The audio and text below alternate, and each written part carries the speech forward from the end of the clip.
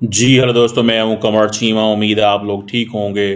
दोस्तों, अमेरिका के सदर डोनाल्ड ट्रंप ने तुर्की के लिए 304 मिलियन डॉलर की जो मिसाइल सेल है वो अप्रूव कर दिया। That's a very significant development.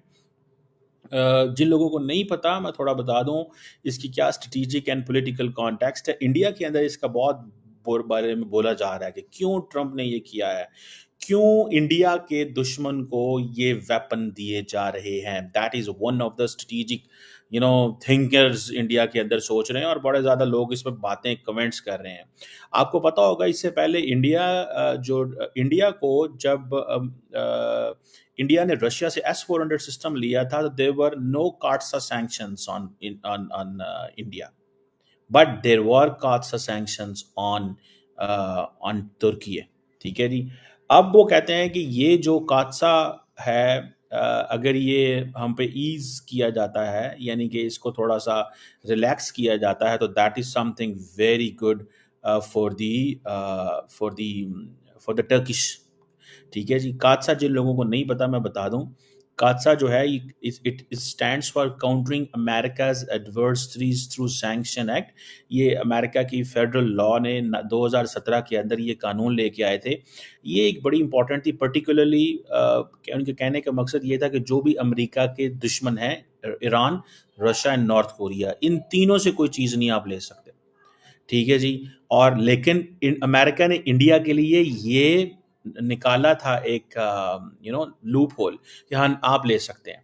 और ये जो मौजूदा सेक्रेटरी ऑफ स्टेट है मार्को रूबियो, इन्होंने एक बिल लेके आए थे। इन्होंने कहा था जी पाकिस्तान को क्रश कर दें, पाकिस्तान के अंदर नॉन स्टेट एक्टर्स हैं, दिस दैट ये वो। लेकिन द मोमेंट ट्रंप एडमिनिस्ट्रेशन आई है, तो मार्को रूबियो जो है वो भी चेंज हो गए हैं। ये that's where the American deep state comes in. मैं एम नहीं आपको कहता कि Trump did not buy American deep state script on Middle East and Europe, but Trump did buy America का जो डीप स्टेट का जो अपरेटस का जो थिंकिंग है ऑन साउथ एशिया, इंडो पाक के कॉन्टेक्स्ट में उन्होंने they have bought this script.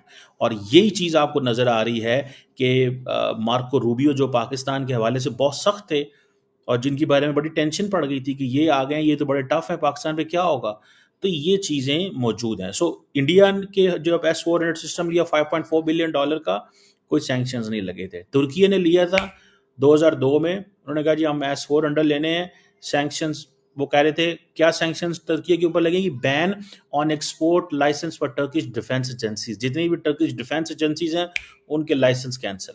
Asset freezes, visa restrictions on key officials, asset freezes जो अमेरिका के अंदर पड़े हैं। तुर्की भाग गया, तुर्की ने कहा भाई मैं नहीं लेता ये। ठीक है, तुर्की भाग गया। तुर्की को ये किसके लिए, किससे ये चीजें किसके खिलाफ चाहिए थी? बेसिकली तो नेटो मेंबर्स के। तो being a NATO member they couldn't have approved this. So USA ने ये जो अप्रूव किया है, ये दैट इज इंपॉर्टेंट। अब इसमें आ जाए, टर्की ने तकरीबन 53 advance medium range air to air missile जो जिनकी मालियत $225 अरब थी, वो रिक्वेस्ट किए हुए थे।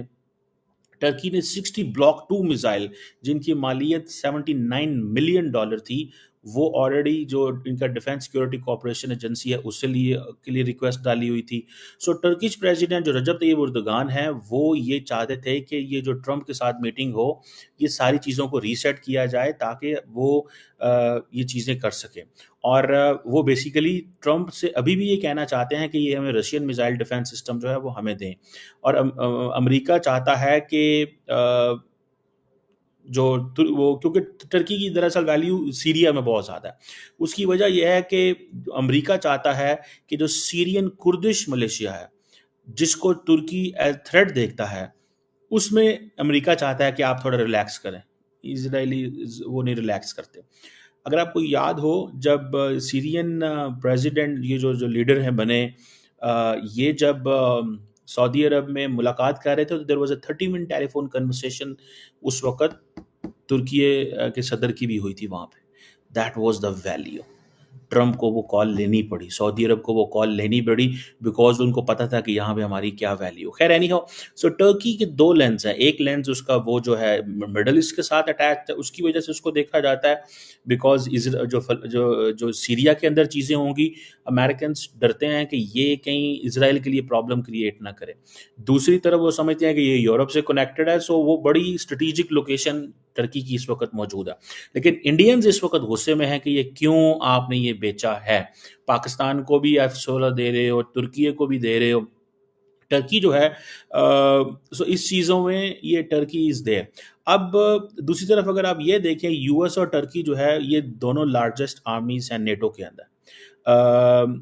अब ये 70 साल का ये अलायंस है, ठीक है जी। अब सुनने में आया है कि जो पेंटागन है वो अपने ऑपरेशन सीरिया के अंदर कंसोलिडेट करना चाहता है।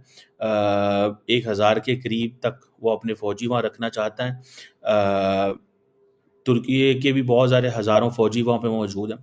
तुर्की जो है वो चाहता है कि हम बहुत सारी जो पोटेंशियल सीज फायर है यूक्रेन और रशिया में, उसमें आपकी मदद करते हैं।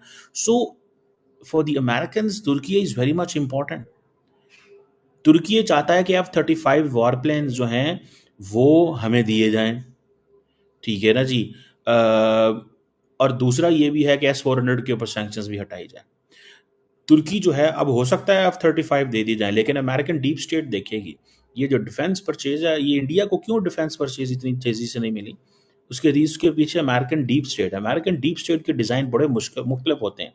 और आपको पता है there is an entire consensus in India, all the changes that came in Bangladesh that was to keep India off balance, that changes were to keep India off balance. ये जो चेंजेस वहां पे थी ना, वो इंडिया को ऑफ बैलेंस करने के लिए थी। इंडियंस ये मानते हैं इस चीज को, ये मैं नहीं कहता, इंडियंस इस चीज को पॉइंट को मानते हैं, ठीक है ना जी। सो इसलिए वो समझते हैं कि हमें हर कीमत के ऊपर बैलेंस करना चाहिए। सो ये F-35 भी लेना चाहते हैं, और S-400 की भी सैंक्शंस खत्म करवाना चाहते हैं।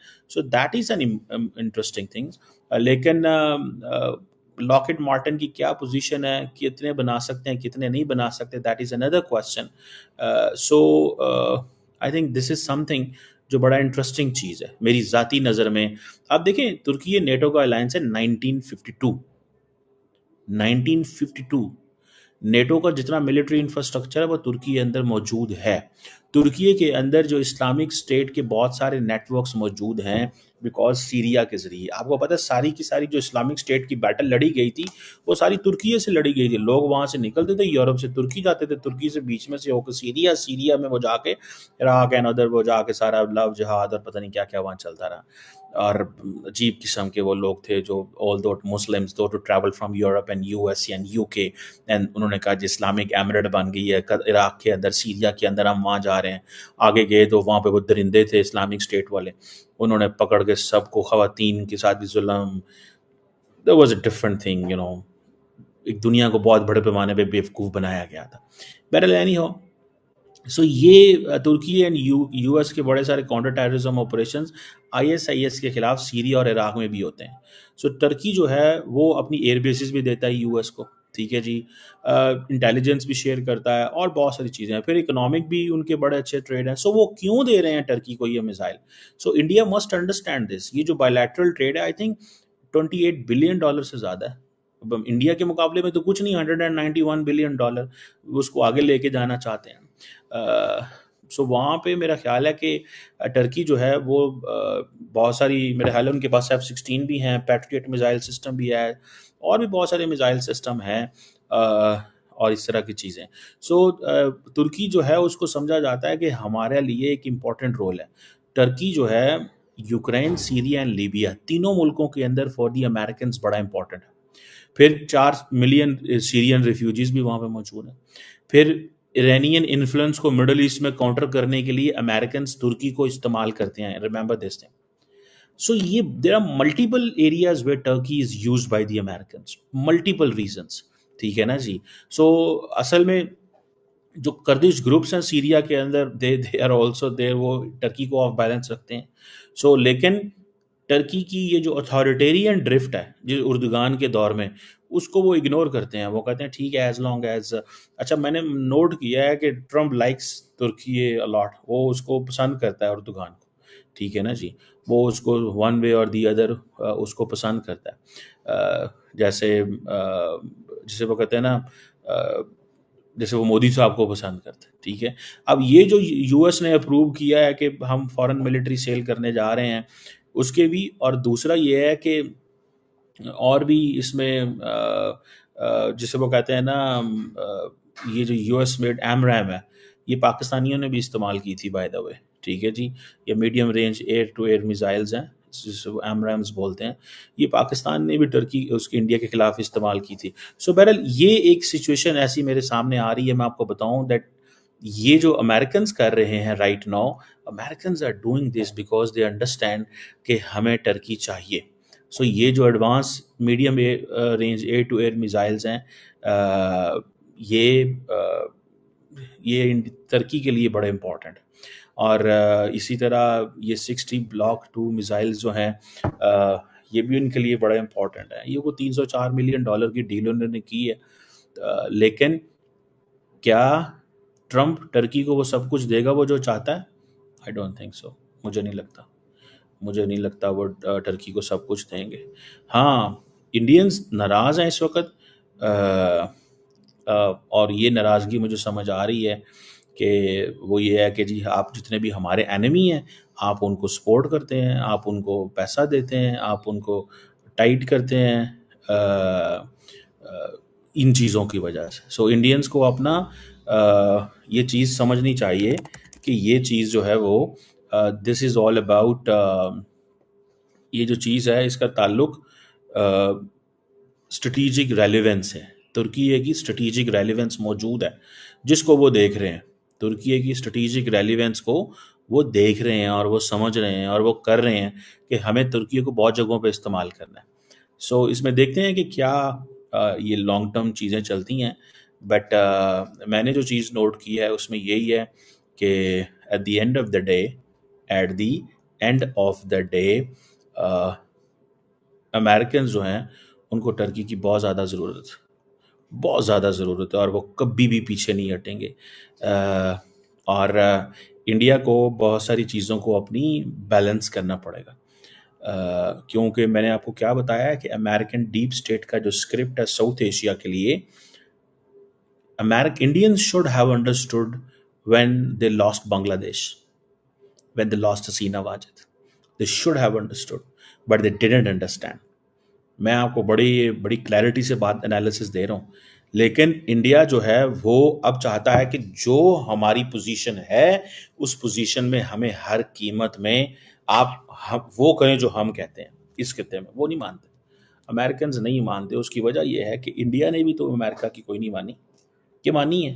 तो ये चीज़ें जो है ना, they are there. Let's see, this is very by the way बहुत ज़बरदस्त किस्म के ये सिचुएशन है जिसमें मुझे ज़ाती तौर पे ये नज़र आता है कि पाकिस्तान जो है वो उसको बड़ा केयरफुल रहना पड़ेगा, बिकॉज़ हमारे लिए कभी भी सिचुएशन जो है वो ख़राब हो सकती है, कभी भी ख़राब हो सकती है। सो ये जो एट द मोमेंट कब हम इंडिया का फुल प्रेशर अमेरिका पे चला जाए और हमारे लिए मुश्किलात पैदा हो जाएं। So this is not something very long term, ये शॉर्ट टर्म इंसेंटिव्स हैं पाकिस्तान के लिए।